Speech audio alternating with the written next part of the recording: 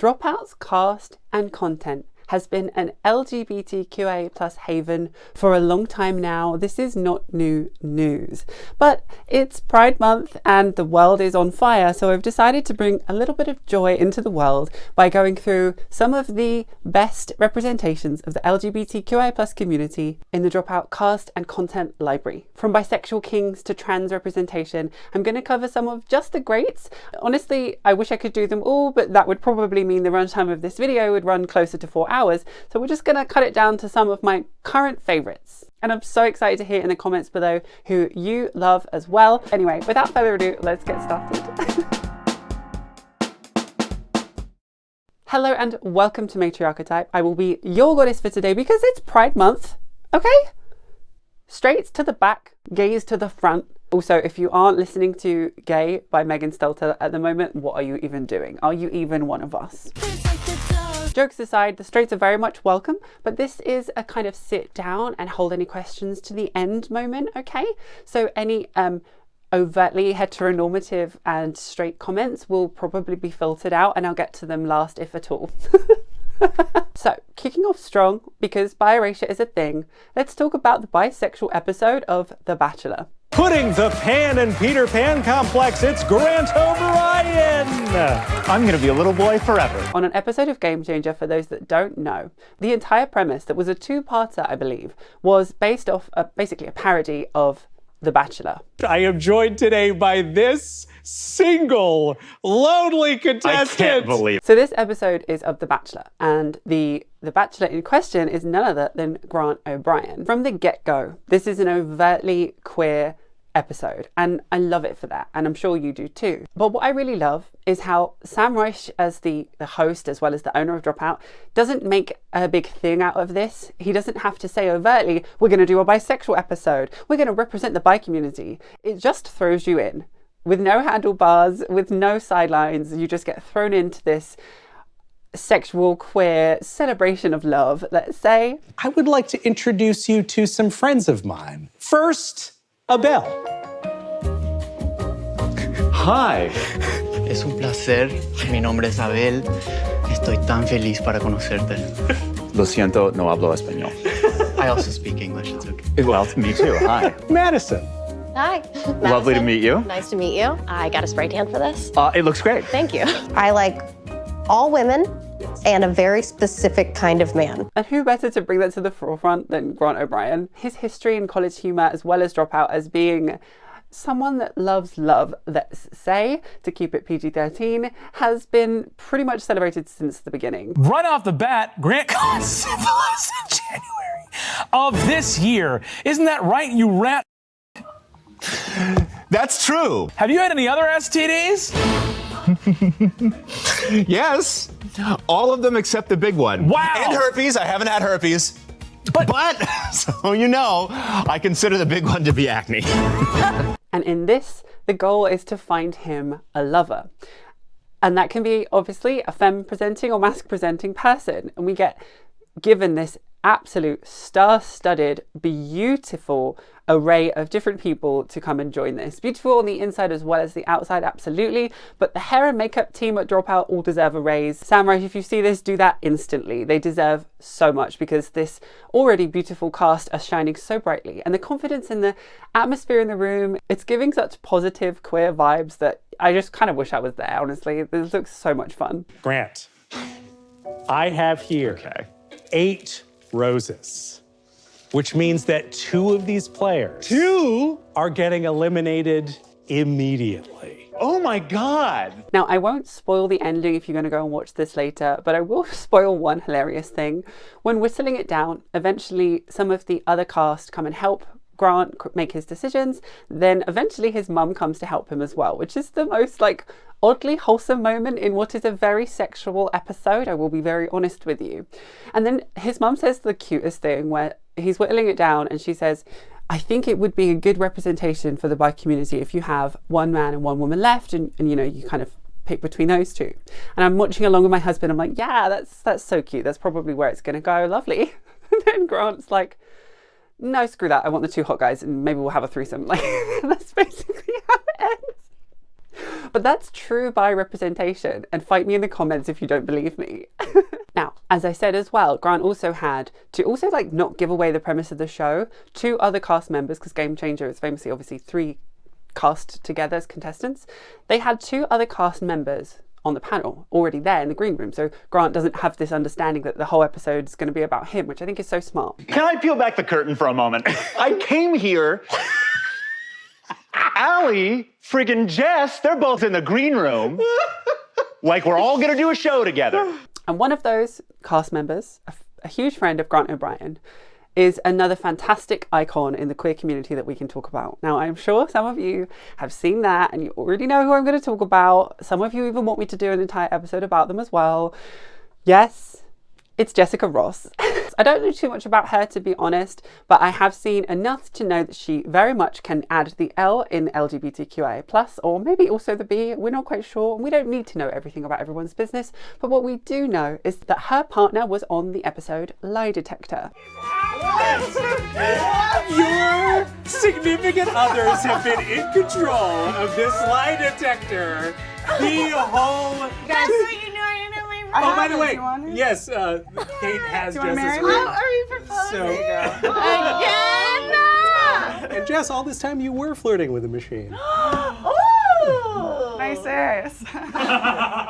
This is the episode that Brennan and Izzy are also on, and they're just absolute couple goals, and we'll maybe come back to that and do another episode of that.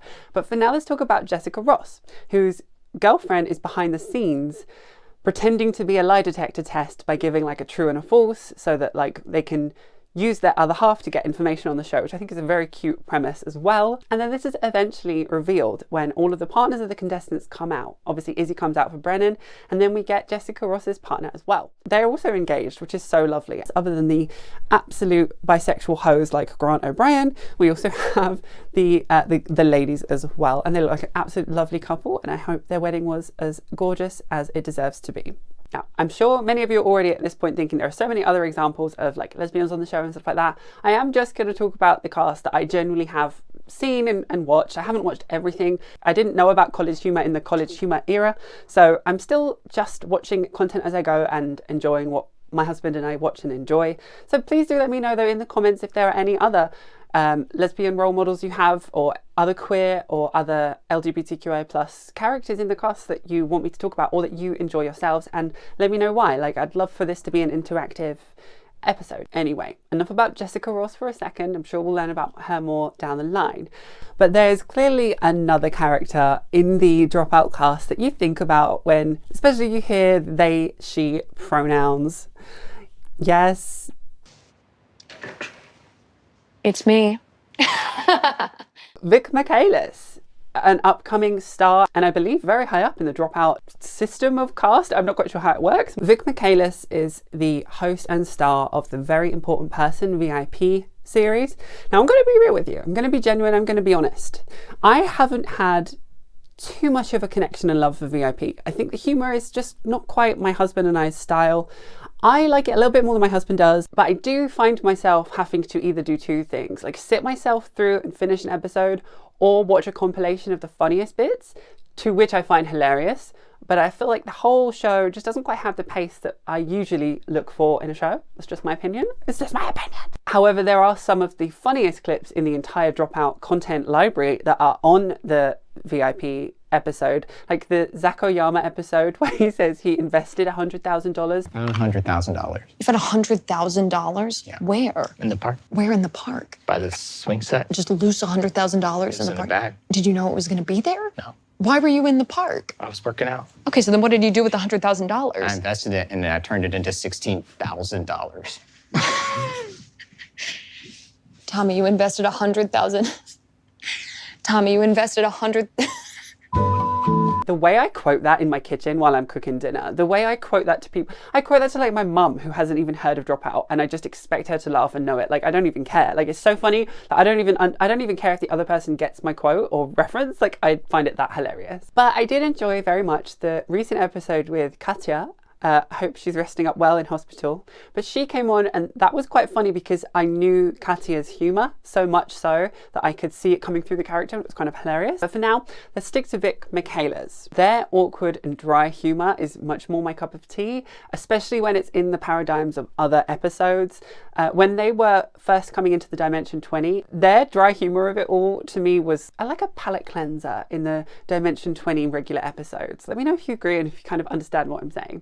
But the reason they're featured on today's episode is because their pronouns are they, she, which we can see from the kind of pronoun slate that comes out whenever they're on screen. The effortlessness in which the surrounding cast interchange they, she, as well as use they well enough to know that like they are doing so, do so well at effortlessly gendering them correctly. And I mean, this shouldn't be anything new. This shouldn't be worthy of celebration. But unfortunately, the times we live in are the times we live in which it very much is. It's kind of wonderful just to see this so easily done by people in a world where it's considered in other sections of the internet like so outrageous to just have like one non-binary character in a game, and you can get the pronoun guy where he's like screaming on camera about pronouns. As fake as we know that to kind of be, it's like manufactured anger. It's also just so important to just remind the world, like, actually, non-binary people exist and it doesn't have to be that big a deal. And I find like Vic Michaelis is an example of that, just one at least, where as far as I can see and as far as the content I've watched, we've not gone really too far into the story behind their identity, nor do we need to. As much as someone wants to tell is as much as we can all hear. There are other examples of people that have gone through a bit more of a gender identity journey on camera and above, the table in front of the scenes, and that's fine. We'll come back to that in a second. But for Vic Michaelis to just have they, she pronouns and it not really be, I don't want to say a part of their character, because that kind of comes across like it would be negative if it were, which is not what I mean, but like it just is, and that's okay, and that's wonderful. Oh man, that's really kind. I think that it's really lovely because that is what we're striving for. So here's to Vic, our relatable royalty. People are gonna find this like probably relatable. People are gonna write in and be like, oh, my grandpa's ex-wife, who was my grandmother at one point, who I call Nana, sort of spanked me one time when I was an adult and then couldn't come up with 3 Jersey Shore puns. Anyway, I'm so excited to announce that I have my first sponsor. Chomsky's potato chips. Chomsky's potato chips, America's crispiest, heartiest, tastiest potato chip. And I said potato chip, and it's just chip. It's just chip. Chomsky's potato chip, America crispiest, heartiest, tastiest chip. Now, let's take a little step away from the kind of soft background gender identities and representation in the LGBTQIA plus community on Dropout. I want to talk about something overtly, openly trans and wonderful, and let's get into the crux of it, okay? We've probably lost most of the straights by now, we're already like 10 minutes in, so let's get into the good stuff. I recently finished the Dimension 20 campaign called The 7. Now, some of you saw me cover Erika Ishii and the Brennan Lee Mulligan episode and wanted me to watch The 7, and I had already started, which was wonderful. I had done just enough to like add what I needed, but I wanted to watch the Dimension 20 campaign in the fullest. I think it may be my favourite up until this point. I really genuinely mean it. The 7 is an all-female cast, 7 of them, funny enough, and it explores like the coming of age story, but really if you kind of scratch the surface, it's not just a bunch of teens going to like fantasy high school. It's set in the fantasy high universe, but it's also clearly an expression of all of the actual cast going back into their past and replaying their high school days if they had been able to be themselves. A key example of that is the character Sam Nightingale, played by the absolutely gorgeous and stunning Persephone. Persephone as a name though, honey, baby, sweetie, we aren't fighting the rumours that trans women are picking very ethereal names, because whilst Persephone is a gorgeous name, the minute I heard it I thought, aha, that's a name from one of the dolls, sweetie. Known as Sephi by her friends in the cast, she is absolutely stunning. And she goes into detail, not only in the story of Sam Nightingale, who is also a trans character, played by a trans woman. Yes, that is exactly what we want to see. None of this Danish girl crap, but not only is the character overtly trans, and that storyline is followed in the 7, but also in the Adventuring Party, which is like a kind of podcast where the cast talk about their characters and the campaign afterwards. Seffi also goes into detail about being trans and playing Dimension 20 with Brenna Lee Mulligan. I played a mage, and it was the first female character I'd ever played. And that was sort of like a big sign for things to come. Also probably the most annoying character I've ever played. Honestly, there's so much representation, I don't know what to talk about first. I'm not going to spoil the story of the 7 because I really do recommend going to see it. All I will say is, like, you know the 90s millennials that grew up with Practical Magic and Sabrina the Teenage Witch and Charmed?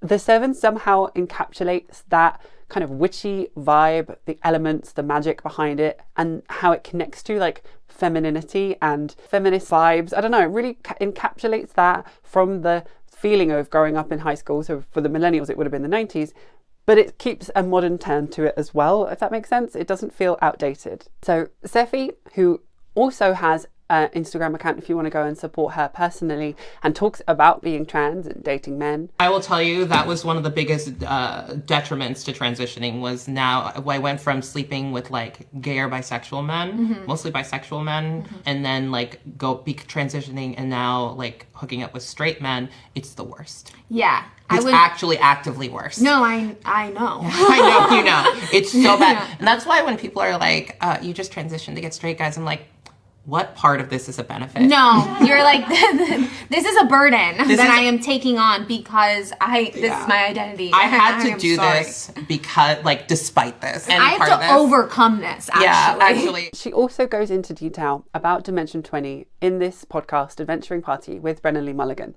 And it's an absolutely amazing platform for us to be able to see into the characterization of Sam Nightingale, the character from the campaign, and how we got to where we got to. But was that part of like what you were enjoying or getting out of those games when you were first playing them? It was the realization that I was basically playing like what I wanted to be in a sense, or like what I understood I could have been had I been like not born the way that I was. And it was something that I confronted and like suppressed a long time ago because like I used to, way back in the day, I used to dress up all the girls' clothes like every single day, like always was dressed up in femme guiche. And then like I started going to school and I got bullied for being so feminine, just quashed it down. Like, I'm not a girl, I'm not a girl. I actually used to walk around telling people I was a girl.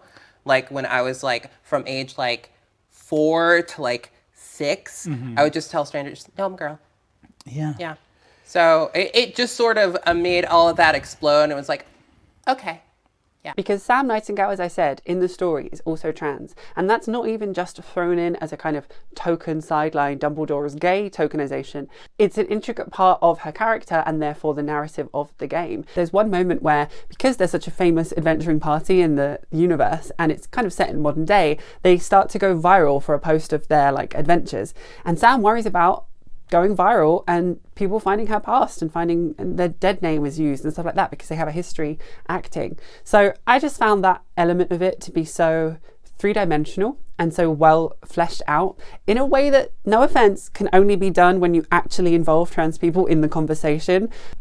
Very sick of not seeing any trans people at the table when trans people are discussed, which, by the way, is why we started the podcast Left Wave Transmission, which is an all-trans host lineup. So I do the podcast with Bridget Empire, Swolsome, Turb soon hopefully, and Soul Bunny. So we have an amazing array of happily, openly and powerfully trans hosts if you want to check that out too. For any trans women specifically that have seen the 7, there are elements of Sam Nightingale's story that I'm sure you'll also find to be so relatable, as well as when Seffi is talking about it retrospectively.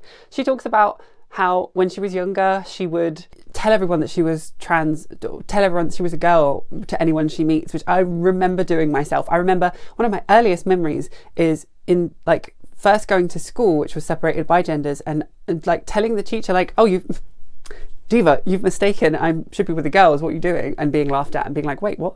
So I don't know, if anyone else relates, let me know in the comments of your story as much as you're willing to share. It's so obvious when that floor is not given to the trans community that when it is given, I feel like it just needs to be celebrated. And well done, Seffi, for being so proud and confident, because it can be hard to do that in this climate, to be so open. And so absolutely giving flowers to Sephi, gorgeous and stunning as well. I mean, I cannot go on enough about how her hair and makeup and everything just looks stunning the whole time, in every single shot. Like, it's gorgeous. Every single episode, not only am I looking forward to the adventures of the seven, I'm also looking forward to see like the style of Sephi and what Sam Nightingale's like going to look like this episode. But there's something about it as well that just tells us that the cast of Dropout and the Dropout franchise isn't scared to have real conversations, because some of the details that Sephi gets into with Brennan Lee Mulligan, it doesn't shy away from what it really is like. What it is like to be trans, what it is like to be trans in this world at the moment. And I think that's really necessary, especially in this climate. So many of my LGBT friends have pointed to that is also, I think, applicable across broad spectrums of identity, where this game that on the surface seems to be about swords and magic and rolling dice, the very first thing the game asks of you is, okay, tell me who you are. And not to praise the cis white man in the room for doing the bare minimum, but I would also like to take my hat off to Brennan Lee Mulligan, because he is just so naturally himself around Sephi. And I feel like whilst that is obviously the standard and praise shouldn't be necessary for that, we also have to grapple with the fact that in society, trans bodies especially are over-sexualized and hyper-fixated on and hypersexualized. So we should take the opportunity to show when it's just normal.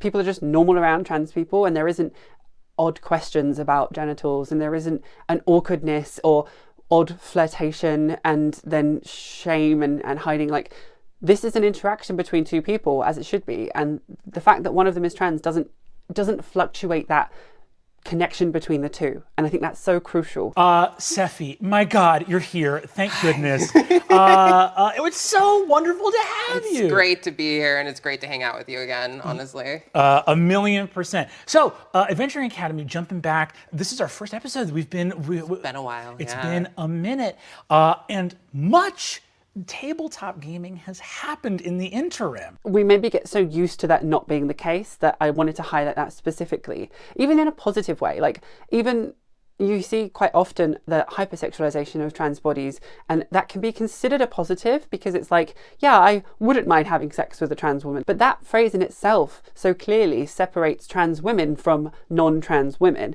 and that in itself is harmful. And that's kind of why we are where we are. The best example I can kind of find of this is how, like, sorry for bringing him up, I know people don't really like it when I do this, but how Hassan Piker talks about attraction, and his attraction to a type of woman doesn't have anything to do with whether they're trans or not. It just depends on a certain other set of characteristics. And there is no innate, I would or wouldn't date a trans woman. That doesn't come into the calculation when I decide who I wouldn't date. I mean, that is the best way I can kind of describe it, if that makes sense.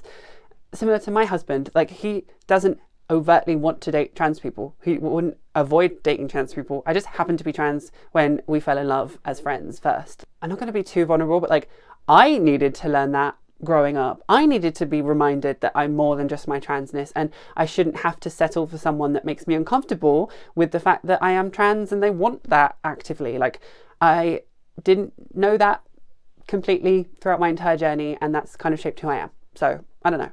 I hope that makes sense. And if you know, you know, basically. Also, we have hardcore evidence here that Brennan Lee Mulligan originated the 6'7" meme. 6'7". Now, speaking of all-female cast, you may also recognize Persephone from the Game Changer drinking game episode, in which it featured an amazing array of beautiful, talented, intelligent female cast or femme-presenting cast members.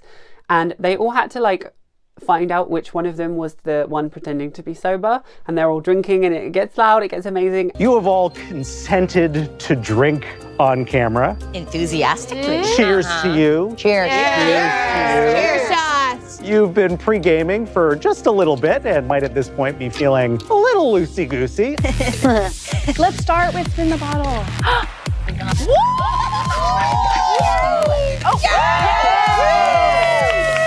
It's just an amazing expression of femininity as well. If you haven't seen that one already, I recommend checking it out. I think a full episode is available on YouTube as well, so I can actually plug something that you can go and watch for free after this. But don't click away yet, and like kind of watch some of my stuff first and then go and check it out.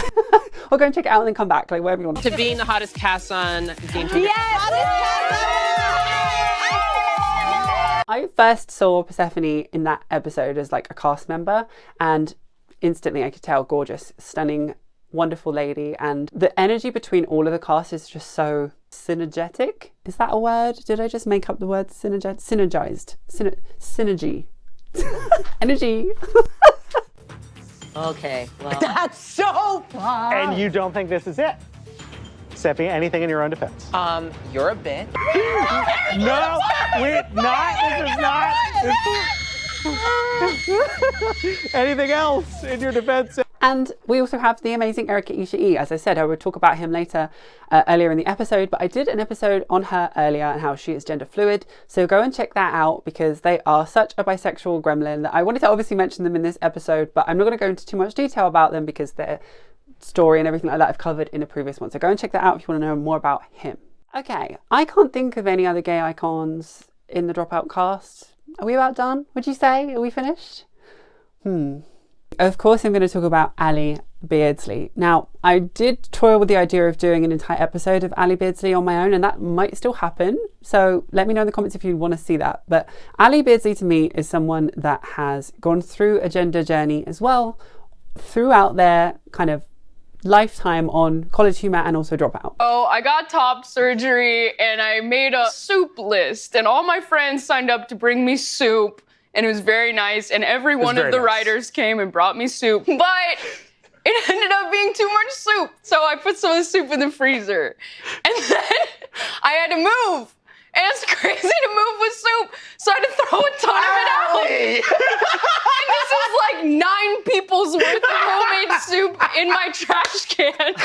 Ali's process of going through kind of coming out journey, realizing that they were gay, and then on to being non-binary and stuff like that, has, I think, a separate form of connectability than someone like, for example, Persephone's story, which is, I think for me, is relatable overtly as a trans woman, whereas Ali Beardsley is someone that kind of, not only if you grew up in a very Christian and a very religious upbringing, specifically in the West, do you relate to that side of things and praying to God and ask, why am I like this? And asking for it to be changed and worrying your family won't understand you and going to religious camp. Like, that's a very specific story that a lot of predominantly American people, but a lot of people in the West will relate to. I would keep a log of when I felt gay, like by the date, to track it, because I thought maybe it was like something you ate, something I ate, or like when I'm on my period, I'm fucking gay, and it must be that. You know, it was just like I have to get more info about this before I make a big decision. But then to grow up and really personify the idea that it gets better, for me, that's what Ali Beardsley represents. Ali Beardsley literally got to do drugs on a recent episode of Game Changer live on TV in front of 3 lawyers. Tell me you're winning without tell me you're winning. And to see where they came from, and like I've dabbled in some of the earlier College Humor stuff to research this video. Honestly, like it actually does genuinely bring me joy. Like I can't actually just deny it. Like watching their growth. I watched the show Total Forgiveness. It features Grant O'Brien and Ali Beardsley basically asking Sam Reich, like, can you pay off our student loan for us because we're in debt? And we'll like dare each other to do progressively wilder things. And it's an amazing premise for a show. Even back then, it overtly says like, this is great. It gives light to the, you know, student loan issue, the student debt crisis. And so I think that was also very progressive for its time. The progressively wild stuff they do is also hilarious to see.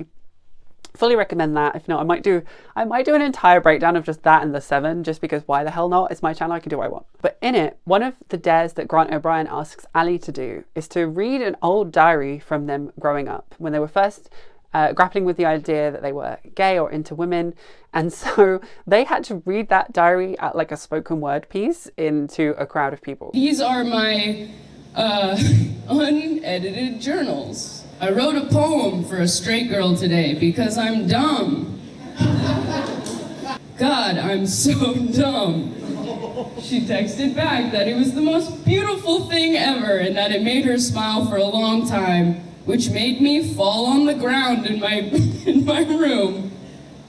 I can't wait for a person that can know that I'm flirting with them. This must be how straight people feel all the time. He. None of this matters. It was meant to be like a cringy, embarrassing moment, but it became not only heartwarming in the moment, but retrospectively several people in the community said they related and they found that really warming as well. So I find that to be quite hilarious. Very much like the Jake Wysocki meme of "you are a regular guy" being completely soaked up and taken up by the mask community. And I just love that so much. You are a regular guy. You can enter a space. You are a regular guy. You can enter a room. You are a regular guy. You can do that transaction. You are a regular guy. You know how to answer the phone. You are a regular guy. You know what sleep is. You are a regular guy. You know how to wake up. You are a regular guy. You know how to move through space. You are a regular guy. You know what it means to be you. Wow, I found that one strangely inspiring. So in this diary, Ali goes into all of the gay thoughts and how they would at the time like note down when they had a gay thought, and they maybe thought it could have been because of what they were eating or something to do with the food they'd had. And they would pray to God and say, like, can you take this away from me? Which is obviously very sad at that moment. But what we get to then do is retrospectively look at someone who's flourishing and has come through the worst of that and quite literally is now living their best lives. And looking back and being able to actually say it gets better. I mean, often we're asked to talk to our past selves and say, what would you say to your past self if you could? Now, not only would I have a few style tips for my past self, but many of us say we would like to tell them it gets better. When you grow up, you won't get bullied like you do. When you understand the world around you, you find a sense of self, and people around you will love you, and your fears that won't happen aren't going to come true. And I want to look back at my old self and alleviate that from her and tell her she's going to be fine. She's going to get married. She's going to buy a house in Japan. She's going to be so much happier than she ever imagined she could be. But what we get to also witness with Ali Beardsley is this happening in real time. They get to laugh about being queer and non-binary with their best friend Grant, and it's all tongue-in-cheek, but there is also this sense of like, there are moments in their lives when they didn't know that would happen. I followed Kelsey around today, and I won't even deny it. We weren't scared to talk about all the gray areas: abortion, homosexuality, drugs, women in leadership. None of them were gray to her. She doesn't believe in abortion. Her dad was maced while protesting abortion outside of a Planned Parenthood. She believes homosexuality is a sin, period. She says it's not a God-given sex drive, and that since it's a choice, it's a sin. And we also get to see Ali's coming out story, which I think is probably one of the best. Ali's mum originally rang them saying they think their brother's gay. Called me to say, I think your brother's gay, and I said, I think I am too. Now, this exact journey is also represented in one of the first examples of the Dimension 20 campaign that we have in the Dropout content library. Kristen Bell, played by Ali Beardsley in the original Fantasy High campaign, was going through exactly the same thing. The character has I think they're like a healer type at least, and they have a deity and they pray to the deity. They don't understand their gayness as well. It's quite overt. And then I believe the character then gets with Tracker or some kind of girl character. I'm not quite sure. This is crazy. Do you want to grab a drink here? It doesn't have to be alcoholic, and go just talk somewhere? Of course, I'm always down to talk to a new person about God. She says, we talk about God or each other. Oh, cool. Yeah, God is in us all. And the story itself overtly, delves into what it's like to have gay thoughts and do gay things and be gay, do crime, basically. Another example of how Dungeons & Dragons can give people a platform to experiment and find themselves, which is exactly what Brennan Lee Mulligan actually said to Persephone in the Adventuring Party episode that I was talking about. He even quoted Ali Beardsley and talked about their journey. Ali Beardsley has talked about Kristen Appleby's being a very similar journey of Beardsley did not get to have those high school romances that Kristen, gets to have. A lovely kind of full circle moment where you realise that all these cast members are also people and they affect each other's lives. And that is just a wonderful thing to bear witness to. And as I say, as a result of this, we get to see Ali Beardsley now living their absolute best queer mayhem lives. They are a menace to society in the best possible way. We're ready. I hate this bitch. I have a little tattoo of a seahorse on my ankle, and the funny thing about that is it's gay. It's not gay. They also have a podcast called Gender Spiral with their co-host Babette, and they have an array of amazing guests on there. One included even Judith Butler recently. So if you can and you want to learn more about Ali Beardsley's situation as it stands, go and check that out now. In a recent kind of compilation episode, they also talked about some of the best guests they had, but Ali also talked about their current situation. They have just had a baby with their partner, as far as I can tell at least, and their co-host was in a situation of like the opposite side of things. Is it ethical to have children at the moment? The world is on fire. I want to go and live in the woods and avoid everything and start a commune, which is also another valid way of thinking in this current climate. But Ali Beardsley represents the person of like, I'm actually thriving now. I'm actually doing better than I ever have. And I want to have a child with my spouse. So we're going to make that happen. But to recap this season, Babette and I were in two really different places in our life. My partner and I were expecting to have a baby. We were kind of nervous. It was a big change. I was going to be a trans parent. And meanwhile, like on the other end of things, I feel like I was spiraling about kind of not the end of the world, because like the world has ended many times for many people, but more so just like, I don't know, maybe the end of a possible future I had imagined for myself with the world the way it is. I really related to this on two levels, because my husband and I are in a very similar situation. Like if we had the funds and finances now, we would have a baby tomorrow. If we could, we would have already had 3 children by now, but we can't because of money, because of this life and adopting as who we are and where we are, which also then leads us to like have a few more questions that we would not usually have to have. Like if I could biologically have kids, we probably would have done that by now anyway. Because I can't do that, we also have to have a few more discussions.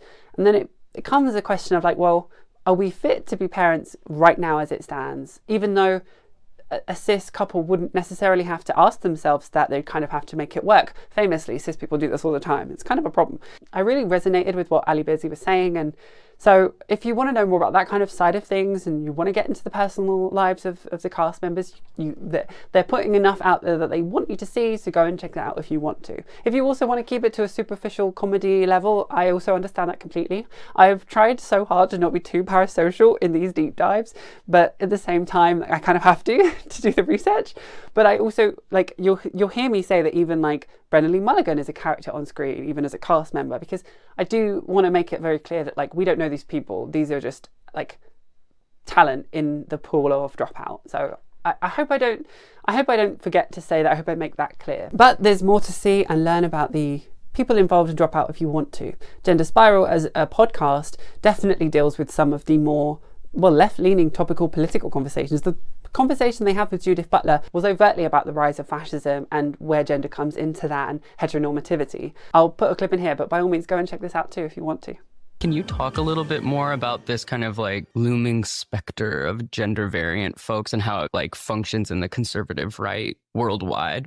I was interested in kind of rising fascism or rising authoritarianism, helping to establish authoritarian regimes. And most of those regimes, or almost all of them, are pro-heteronormative family and were against gay and lesbian parenting or against changing gender status, against trans people having children, forming families. Anyway, enough about the heavy shit. This was meant to be the fun episode for Pride.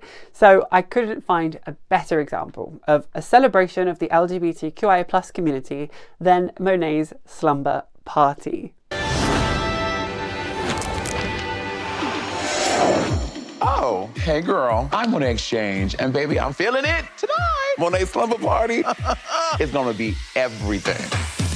Kimchi, Adam Rippon, Obstacle, Naomi Small, Alaska Thunderfuck. Come on, Monet's Slumber Party. Let's get slumbering. Cheers, y'all. Let's get wild. Now, many of you know I found the Dropout ecosystem through the Dungeons and Drag Queens campaign with Brennan Lee Mulligan as the Dungeon Master, and let me see if I can remember them by heart. Alaska Thunderfuck, Bob the Drag Queen, Monet Exchange, and Juju B. Amazing cast, amazing series. Watch them both if you can. Hi, questing queen. Oh, I realize I haven't watched the Adventuring Party podcast of behind the scenes of them all, so I have to like go and watch back now, and I might take that as an excuse to rewatch the whole episode anyway. So I have so much to do. But an amazing show of love and queerness and just life. I think the drag queen element of Dungeons and Dragons is just a fantastic hybrid and a fantastic mix. It works so well, and Brendan Lee Mulligan at the vanguard of that, allowing that and facilitating that, was just perfect. Chef's kiss. So I won't go on about that again because I talked about that in the Brendan Lee Mulligan video specifically. So go and check that out if you want to know more. Go and watch that video about him, how he's such a wonderful representation of masculinity. But so going back to Monet Exchange, and obviously the segue being Monet Exchange was one of the cast in Dungeons and Drag Queens, and then they got their own show license, which is an incredible progression to where we are. Oh.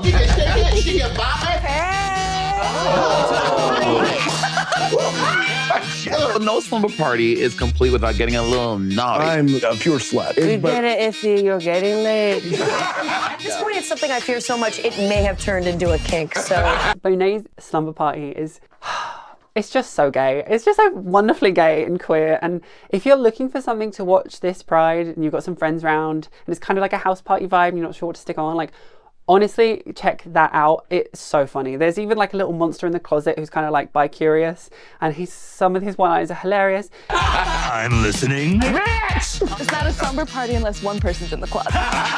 It has an all-star cast, genuinely, and like some of the guest stars as well. It has that guy Kevin on, who's like really hot. You have famous people over? If I knew, I would have worn my short shorts. Good one, Kevin. Yeah. So check him out. Check that out.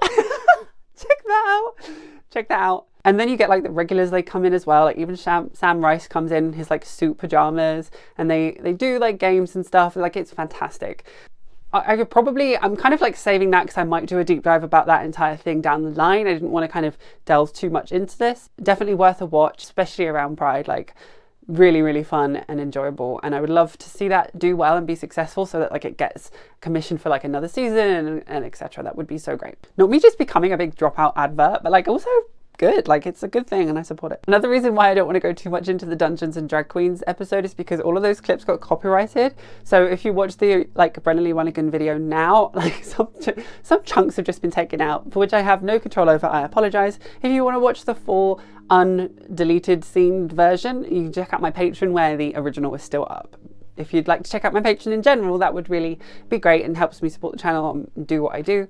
And there's a whole bunch of other archive stuff on there. Like I've been creating content for a few good years now, so there's loads, from video essays to bonus episodes, a bit more about our life out here, more political stuff, like more like on the scene stuff at the time.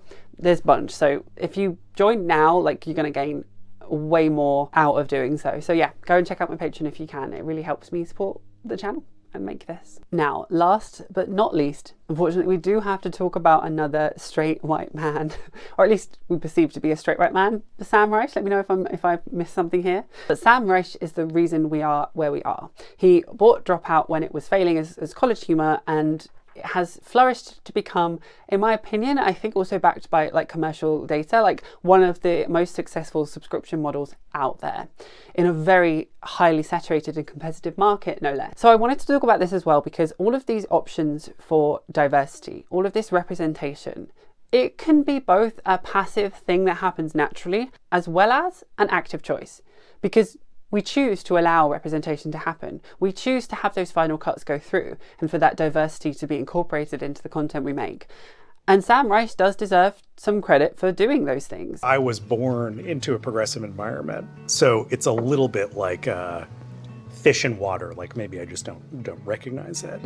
But I've always made a point of saying, I think we're just being very decent. In an episode of Last Meals, he talks about bullying and how his parents embedded in him the belief that you shouldn't bully others, which I'm sorry, sounds so basic, but it's something that clearly is missing on the right now. And all they seem to do is want to punch down, because punching down is the easier thing to do. It gets more views. It's easy and it's cheap and it works for them.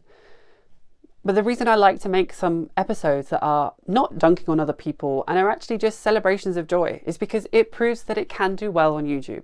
One of my best episodes ever was the Brennan Lee Mulligan video, and it proves that you can talk about positive things and it be viewed on YouTube. The myth that negativity and fear is an easy way to views is, I think, something that's a result of the ecosystem that we've also created in the algorithmic content creation space that doesn't necessarily have to exist. Just like a lack of diversity and a lack of LGBTQIA plus representation.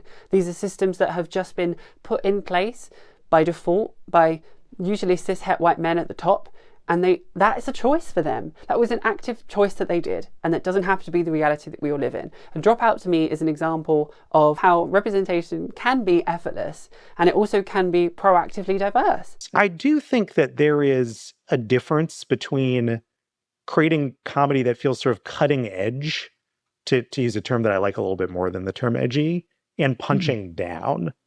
Like, we are in a moment that is scary enough politically that it's hard to laugh at punching down. When a community of people is actually being threatened, to go after them feels real bad. There are a couple other clips where Sam Rice talks about this, how it wasn't like he went out and was like, I'm going to make a gay content submodel. Like, it was just a reaction to talented people in the industry that also deserve to have the representation that they are.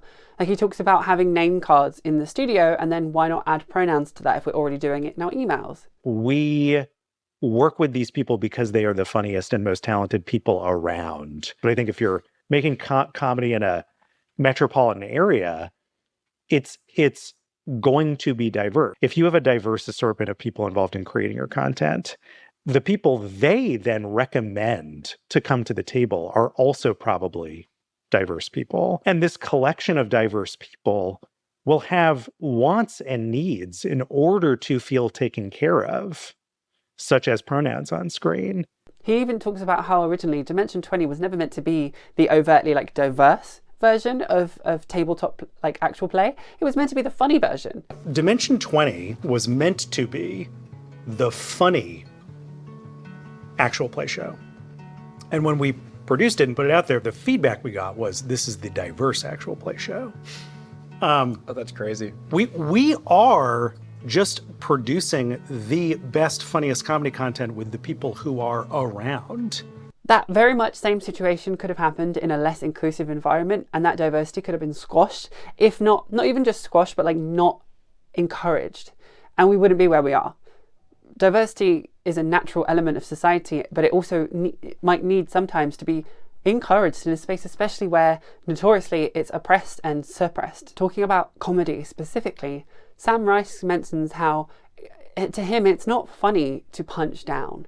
And currently in society, there aren't that many other communities that are as punched down as the LGBTQIA plus community, people of colour, and basically anyone non-white and cisgender at the moment.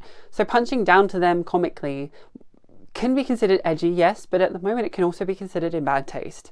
And I'm personally one that agrees. Historically, mass media, Hollywood, all of these industries that created film and TV were predominantly made by heteronormative, white, cisgender men.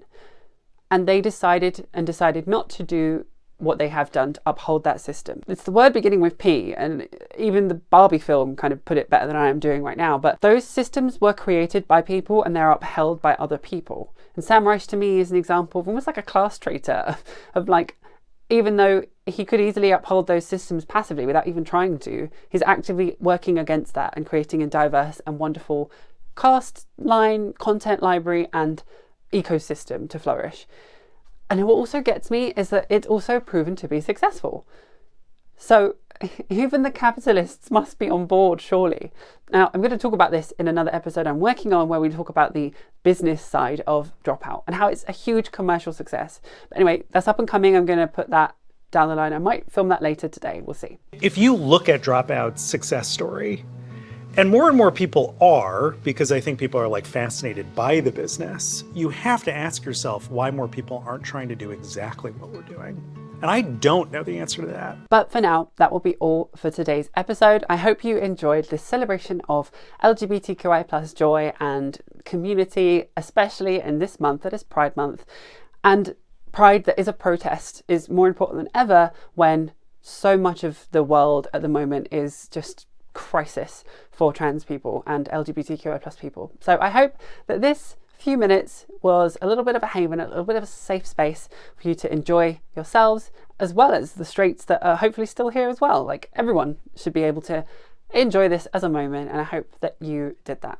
Thank you so much for watching until the end. As I said, please do go and check out some of my other episodes if you're new to the channel. And if you really do like my work and you want to support me, please do consider joining my Patreon or join as a YouTube member as well. It really helps me out. And especially with the, not to be too real, but like, especially with the exchange rate as well. We live in Japan, like a couple dollars in the US to us is like kind of substantial. So yeah, please do keep that in mind, and it really helps. And thank you again to all of my members and patrons. The reason I can make this, you'll be in the credits later. I really hope you know how much I appreciate you, and thank you so much. Have a wonderful week, take care of yourselves, and I will see you in the next one. Bye!